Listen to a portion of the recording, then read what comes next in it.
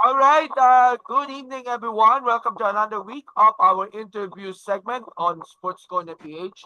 This is Gab Veras po. And for this Tuesday evening, makakasama po natin ang isa sa mga most decorated softball players na yon sa collegiate level today because she already won the most valuable player the second time around dito lamang UAP Season 87 softball tournament or University of the Philippines, of course. Plus, of course, she also won three other special awards that contributed her to winning the first runner-up finish niya para sa UP sa nagdaang softball tournament ng UAP. So we welcome back once again for the second time si Ms. Nicole de la Cruz from the Yes. University of the Philippines, Diliman. I like to say a few words. It's all yours and magandang gabi po. Magandang gabi. So, mag-introduce po ba? Magbati ka muna sa ating mga viewers. So, good evening po, good morning, good evening po sa ating lahat. Ako po sa Nicole de la Cruz, fifth year dito sa UP Diliman, graduating ngayong second sem. And ayun, kami yung nag-first runner-up and nakakuha ng mga special award which is the best hitter, slugger, most RBIs, and the seasonal MVP. And I just learned nga pala dun sa inyong opening remarks, you're actually in the fifth year. So last year mo Yes. na for UP para dito sa eligibility. What a great one indeed para sa inyo itong pagkakaroon niya ng Most Valuable Player Award on your final year nga as being part of the UP Fighting Maroons. Pero we'll get back to you. We'll get back into the graduation later. But let's discuss first yung naging journey ninyo this UAP Season 85 as part of UP for the last time as team captain naman. So, una sa lahat, sabihin natin, paano ka nag-prepare along with your team para dito sa Season 87, lalo na yung mga karibal, nagpapalakas niya, even nga yung ating 12 feet champion sa Adamson, meron silang misyon na kailangan nilang intindihin. Pero sabihin natin, matatag pa rin at palaban pa rin yung mga taga-Diliman sa ngayon.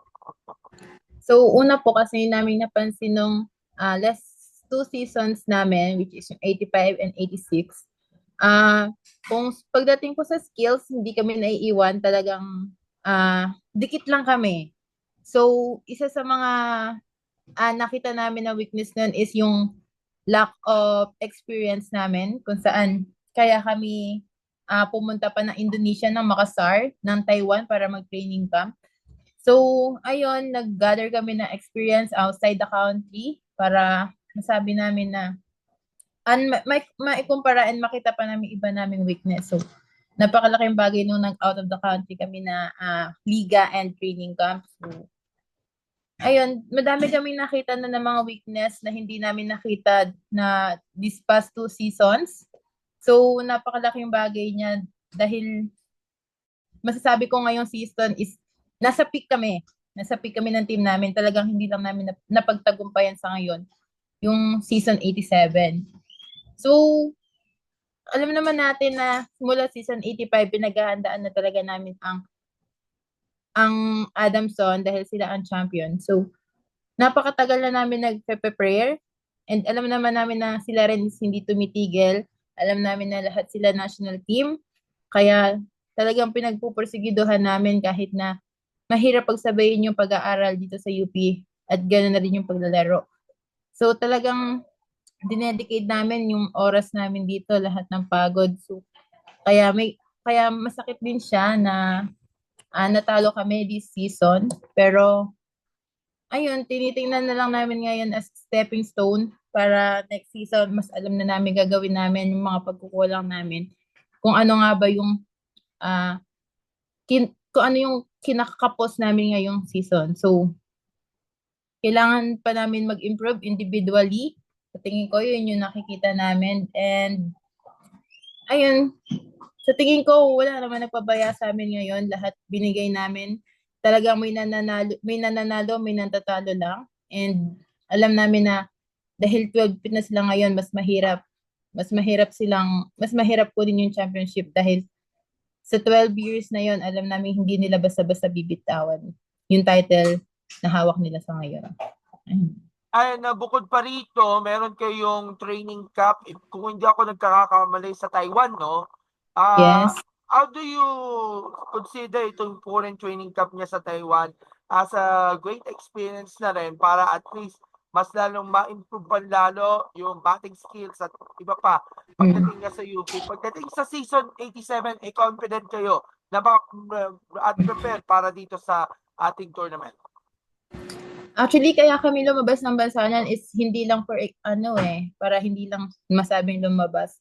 Naghanap din kami kasi alam naman natin na sa batting may iba't iba tayong style, may iba-iba tayong form, kung paano tayo magbabat. So, naghanap kami, nag-search kami, gumaya kami sa ibang players sa internationally, kung ano yung mas swak na masasabi nating form sa batting kasi hindi naman lahat madai kasing klase ng masasabi natin na form pag nagbabatting tayo mula sa kung masyado ka bang mababa, medyo nakatayo ka ba pag magbabat, kung paano mo patatamain yung bola, kailangan ba lagi kang nasa unahan ng batter's box.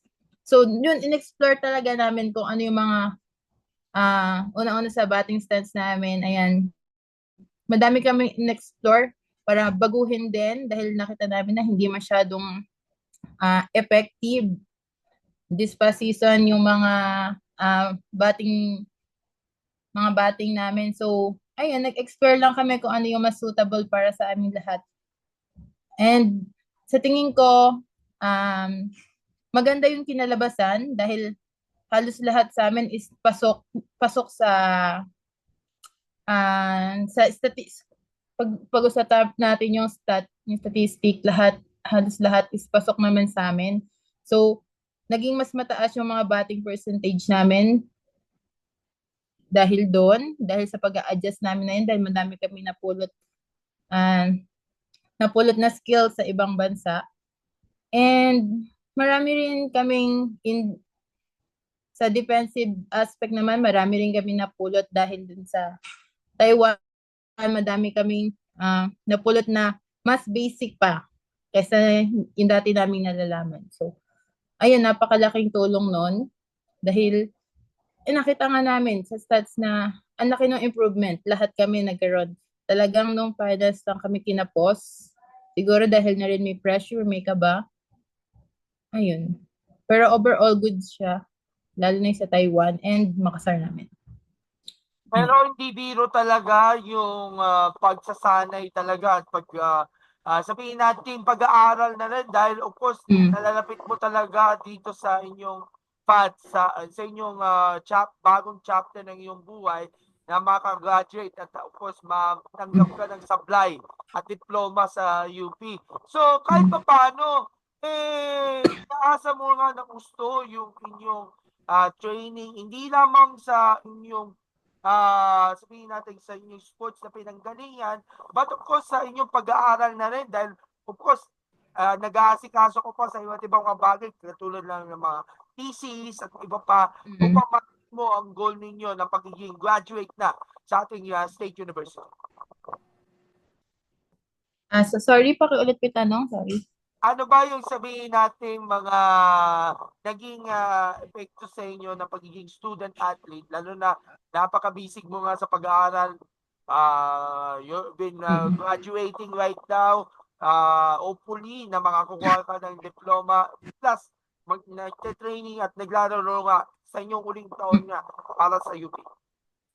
Actually kami ni Casey Lynn Balino, kasabay ng UAAP yung pagtuturo na namin yung practicum, mga na kami student teacher. So talagang napakahirap dahil gabi-gabi kaming puyat gumagawa ng lesson plan ng mga PPT, inaaral namin yung mga ituturo namin. So napakahirap niya talaga pagsabayin. Siguro isa rin to sa mga, hindi naman sa pagdadahilan, pero naging isa na rin to siguro sa dahilan kung ba't medyo hindi naging focus dito sa mga last game, sa mga finals.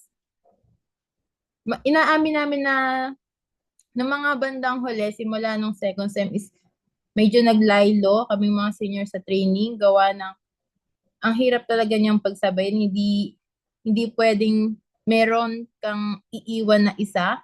Kailangan pagsabayin. So, super challenging niya ngayon. Pero hindi naman siya naging hadlang para pagpatuloy namin paglalaro para ibigay yung best namin. Talagang doon lang namin nasubok kung gaano ba kami hinahanda ng kami as an athlete, student athlete sa mga darating naming pagsubok.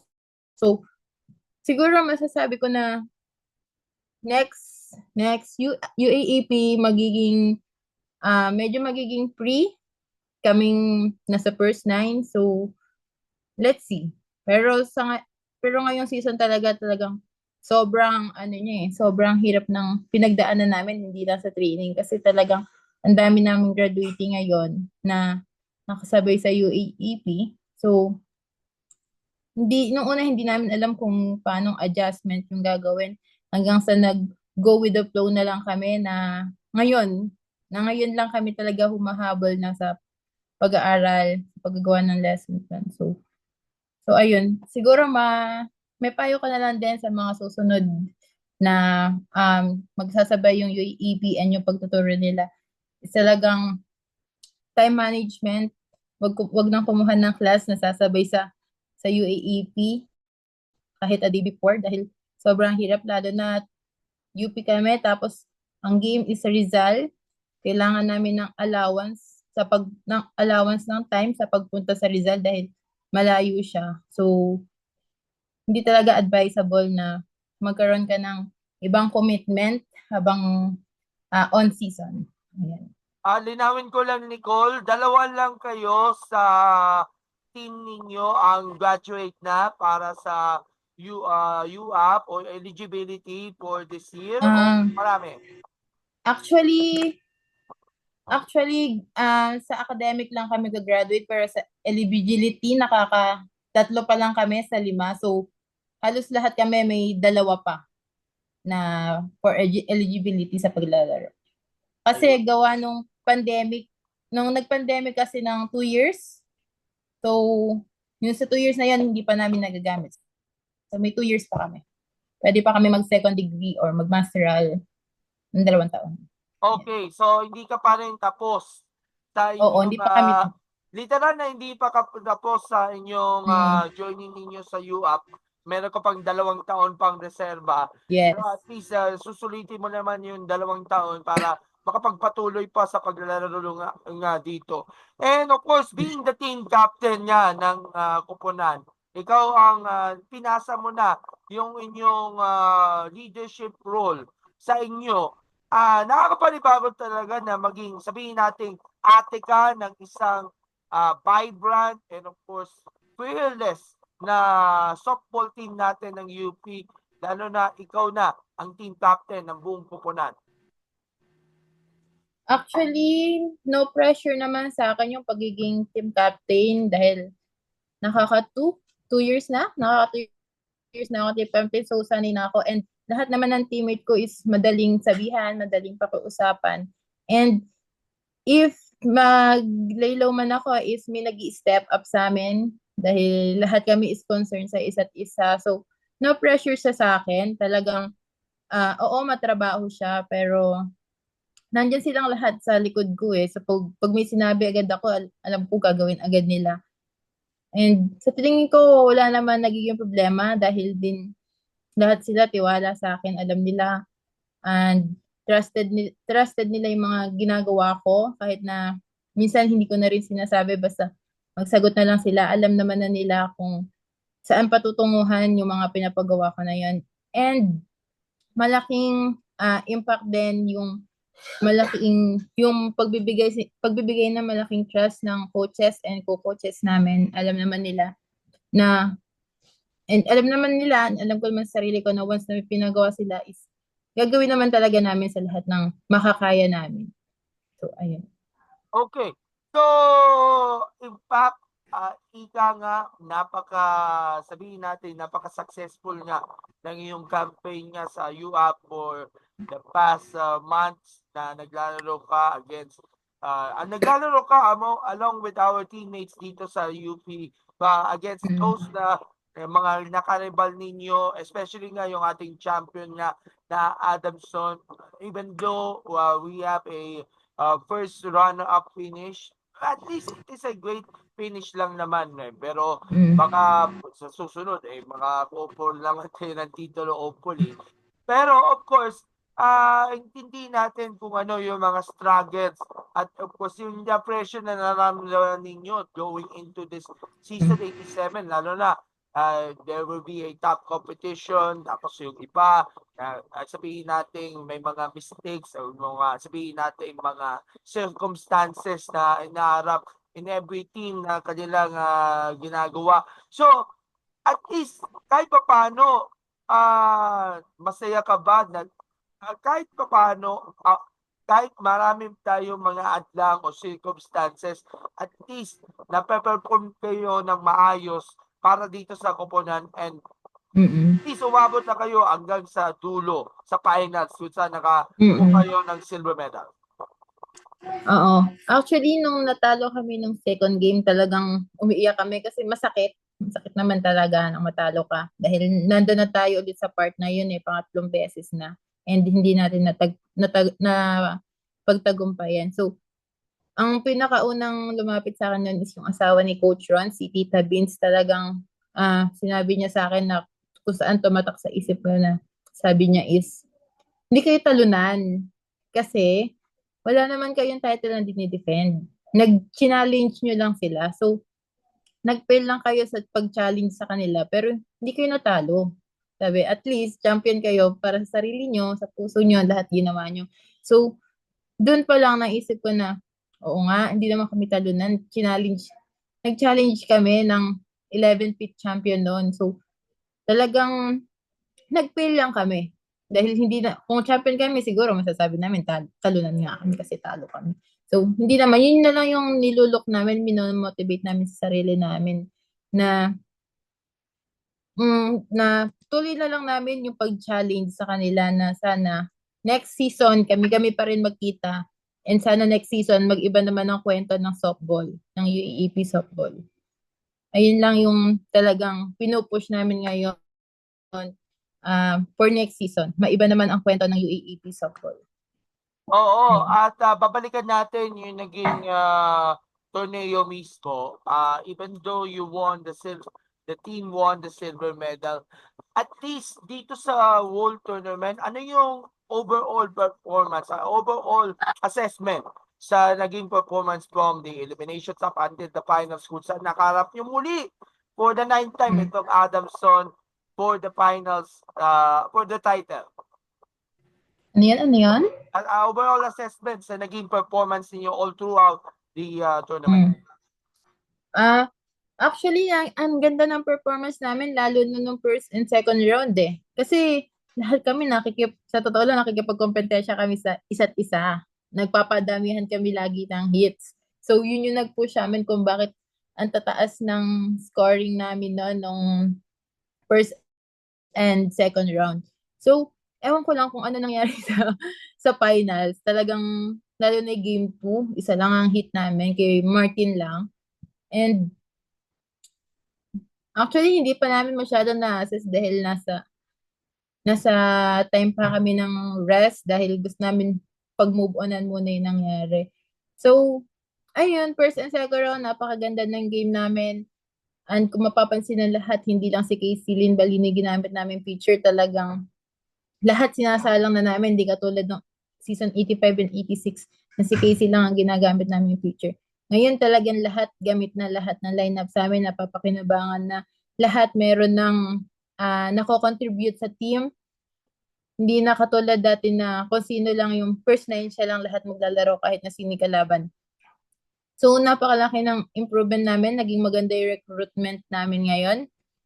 And siguro sa finals, nagkulang lang kami dahil hindi pa namin alam kung ano yung talagang dahil ang ganda ng hitting ng first and second round namin, tapos pagdating sa finals, talaga nawala.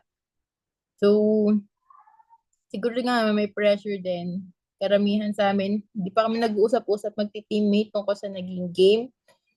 And malalaman natin siguro. Ayan.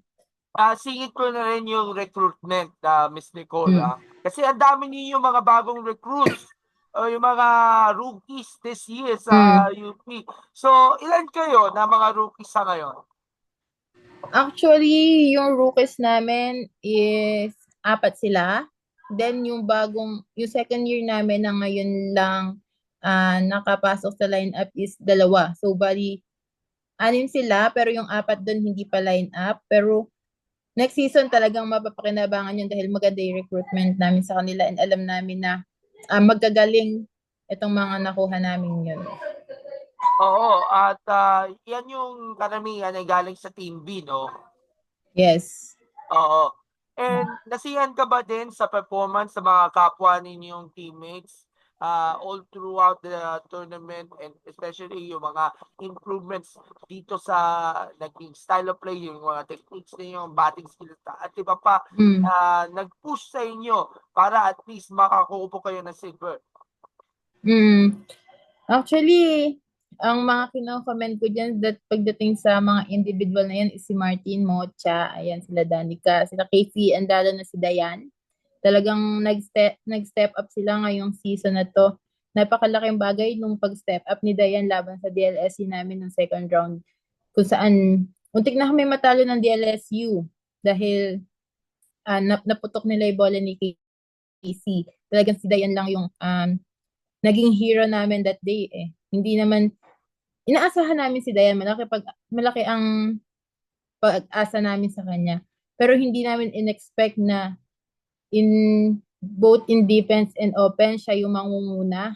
Napakalaking bagay na pag-step out na yan. Siya nga yung naging momentum stopper namin. Ito namang sila Mart, talagang pag pumalo to, super aggressive nilang pumalo and tumakbo. Talagang ini-stretch nila yung sarili nilang makarating mag-advance ng another base. Samantalang si Tere Mocha, actually, ang daming injury nun eh. Naggugulat kami kung bakit nakakabangon pa yun, nakakapagdepensa pa sa second base. Talagang tear ang groin nun eh. And basta madami siyang nararamdaman, maski si Ocampo. Talagang nakikita ko sa sarili nila yung pag-push nila para tulungan yung team namin. Napakadaming nag-improve sa amin. Masasabi ko lalo na mga lumakas yung katawan ng bawat isa sa amin, malalakas magsipalo. So, ang kulang na lang talaga sa amin is pag-contact sa malalakas na pitcher. Ayun. Okay. And pagdating nga dito sa finale, of course, even though sabihin natin nagkulang kayo against the champions, the defending champions sa Adamson, it's all worth it, ika nga na, of course, once again, nakaharap nyo muli yung sabihin natin top collegiate squad sa Adamson. And pagdating sa finale, ito nga, yung pa-bonus na, you won 4 awards para dito sa UP. Kabilang na dito yung most valuable player award for the second time. Napalarunan niya ni Miss Nicole niya itong second run-up. And bukod pa rito, ikaw rin ang nanalo ng best eater, best sweet slugger, at most run bat hits. So, parang last year, noong season 85, 4 rin yung awards, no? Yan din. Parang magkaparehas pala yung mga awards na napanood Yes. ko, 85 saka 87. So, at least kahit papano, nakakuha ka pa rin ng individual awards,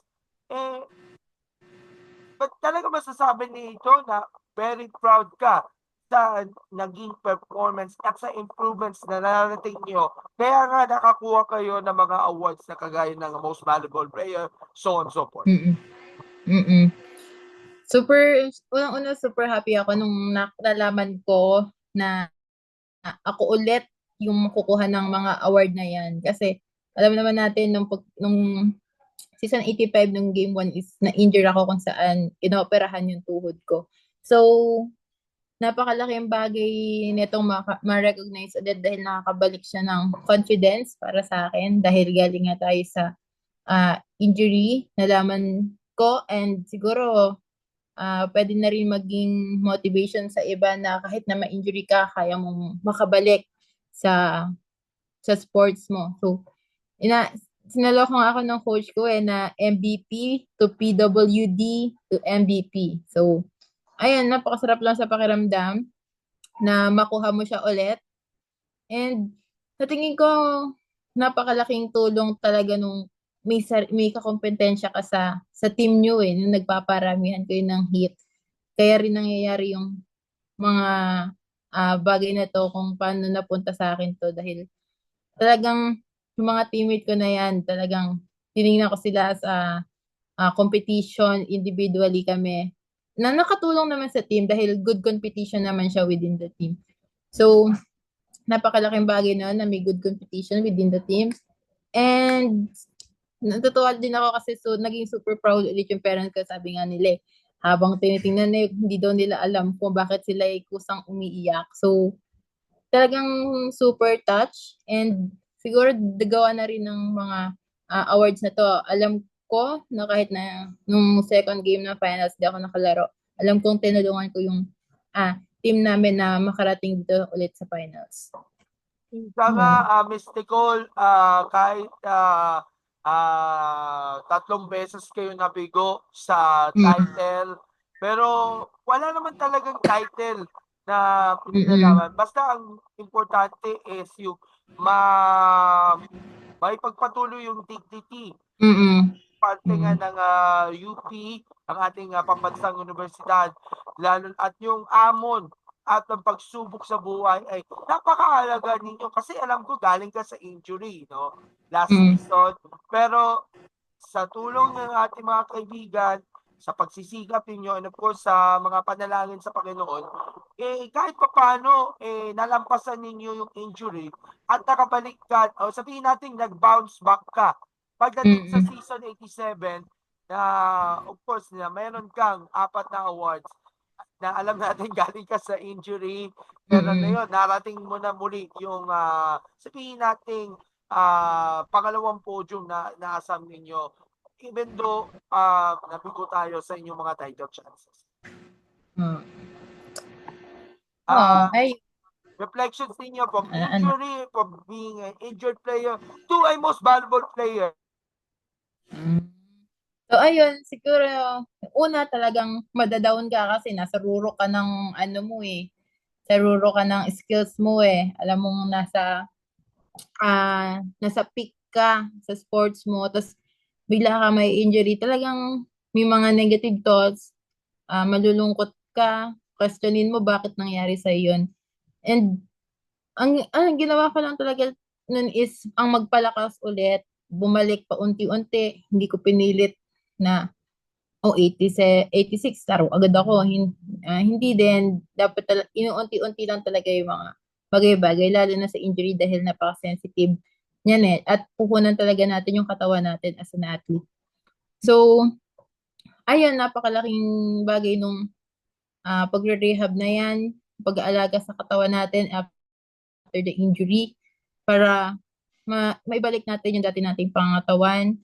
And sa injury rin kasi mas matututukan natin yung mga maliliit na bagay. Yung maliliit na bagay, yun pa yung kadalasang napaka-importante sa paglalaro natin. So, nagkaroon tayo ng time to reflect, mag-visualize, kahit practice na visualization lang sa mga games, napakalaking bagay niyan. And of course, nakapag-rest tayo sa paglalaro natin, na-refresh tayo sa softball. So, sa tingin ko, mas biniyo ko na lang siya as positive dahil nung na-injured ako, parang mas madami akong nagawa compare nung hindi pa ako na-injury. So, ganun ko na lang siya tiningnan para hindi rin super negative nung kalabasan sa akin. Oo, natalo kami ng season 85 na saan hindi ako nakapaglaro. Pero, kaya naman bumawi at saka nagtiwala lang ako sa mga teammate ko na kung wala ako, nandiyan naman sila para mag-step up. Nandiyan sila para mag-lead kung sakaling wala ako. So, ayun, dahil sa paunti-unting pag-bounce back sa unti-unting pagbangon. Ayan, nakarating ulit ako kung saan ko iniwan yung season 85 noon. So, Last ayun. question na lang, Miss Nicole, before we wrap up. Alam ko ang focus ninyo is season 88 and of course to get the title back sa Diliman from Adamson. Do you think with all the great improvements pag noong season 87, mas lalo pa panindigan ninyo yung big, huge title chances naman para pagdating sa season 88, next year, dominante kayo? Yes, dahil nga nakatatlong podium na kami, napakadami na naming aral. Siguro naman tama na yung aral na nagdaan sa pagkatalo. Kaya ngayon, hindi na namin sasabihin na lagi na lang aral itong mga season na darating. Gusto namin talaga ngayong season 88, is maging sa amin na. Siguro ngayon, sisimulan namin, dadamihan talaga. Actually, nagpaplano na kami na damihan yung mga games namin kahit na barangay games, mga exhibition games. Kasi kahit sabihin natin na hindi naman marurunong, at least mga lalaki yung mga nakakalaban natin, talaga nga namang ibubuhos natin lahat ng kakayahan natin doon. And alam naman natin lahat na basta nag-games kayo is doon nag improve eh. Kasi yung game experience, hindi mo naman mapupulot yan kung saan-saan. So, simulan namin sa mga barangay games. Tingnan natin kung makakapasok kami sa ibang paliga. And maaga namin ulit paghahandaan itong season 88 dahil talagang dapat season 88 sa amin na. That yan na talaga yung nakatatak sa amin dahil hindi natin sigurado kung sino yung mga aalis sa team pagkatapos ng season 88. Ayan, kaya magpo-full force kami this incoming season 88. Ayan. Okay, so again, Miss Nicole, congratulations on your great run, incredible run na for UP in the past season 87 of the UAP. I'm sure yung most valuable player ay inihalay ito sa lahat ng mga taga-suporta, sa lahat ng mga nananalig sa inyo, sa lahat ng mga kapamilya mo at of course yung mga lahat na nagmamahal sa UP Women's Softball Team. And by the way, during the time na nasa PSA Forum ako every Tuesday, dinadaanan ko lagi yung UAP softball. Sumilip-silip lang ako and nakita naman natin na of course, meron pang ibubuga at marami pa ang improvements yung ating mga softball players natin, lalo na sa collegiate level. One day, makapasok man lang sa Blue Girls natin. So, na-impress talaga ako din sa mga laro nga na napanood ko nga habang tayo ay naghahanda nga for the PSA Forum. Anyway, gusto ko yung mga pasalamatan and of course, yung mga nagbaagi talaga sa inyong tumulong sa inyong kampanya ninyo sa UP as we end this interview. Unang-una, syempre nagpapasalamat ako sa buong team namin, sa mga teammates ko, sa mga coaches, sa mga parents ko na lagi nakasuporta sa mga game namin, sa buong UP community, sa Nowhere to Go But Up, sa mga titos and titas ng 143, sa mga sponsors namin, SMC Infrastructure, sa mga sa stats na nag-donate ng uniform namin this season, and sa Mamasitas, ayan. Madami kayo, sila Ma'am E, sila Ma'am G, na lagi nakasuporta sa amin, nagpapakain. Then, ayun, sa mga managers namin na hindi man laging present, pero alam namin na nandyan lang kayo sa likod namin para gabayan, tulungan. And alam naman namin na lahat ng tinutulong nyo is appreciated namin lahat. And of course, sa ating Panginoon, kasi alam natin, yes, lahat sa ating Ama na lahat nagbigay talaga ng papuri pasasalamat sa kanya dahil of course, si Miss Nicole ay miyembro ng INC, no? At yes. Iglesia ni Cristo at of course, mataas ang pagpapasalamat natin sa Panginoon dahil of course, sa kanya lahat ng mga katagumpayan niyan sa buhay and especially sa papalapit niya na graduation niya. Alam natin, aabangan namin ikaw na of course, makakasuot ka na ng sablay. Pero hindi naman natin na of course, mayroon ka pang 2 taon ka pa pagdating sa UP. So at least makikita pa namin si Miss Nicole na maglalaro nga for the State University sa Yes. inaharap. Yan ba yung assurance ninyo? Hmm? Yan ba yung pinaka-assurance nyo na in the last 2 years na maglalaro ka sa UP, you will try all the best para lang makakuha ng titulo na of Yes. course pangarap mo? Oh, yes. Actually, season 88 pa lang na-try na namin best namin. Doon namin makikita kung hanggang saan ba talaga yung team. So, season 88 tayo magkakaalaman dahil do or die na talaga kaming mga seniors.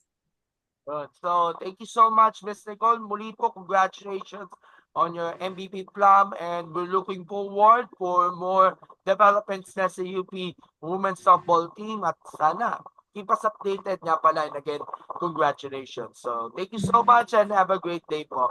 And again, salamat po sa pag-uusap natin. Supposed to be face-to-face, pero dito na lang tayo sa Zoom para at least mas comfortable na natin mag-uusap tayo. Okay? Thumbs up para sa picture taking. 1, 2, 3. Okay. Again, congratulations. First one up finish for UP, and we look forward for more significant developments for the UP softball team, and of course sa inyong asam ninyo na makakuha hopefully ng unang titulo nga sa UAP softball. So, congratulations again. More power and more blessings to you. God bless. Thank Bye-bye. you. Thank you. Thank you. Bye. Salamat po. Thank you.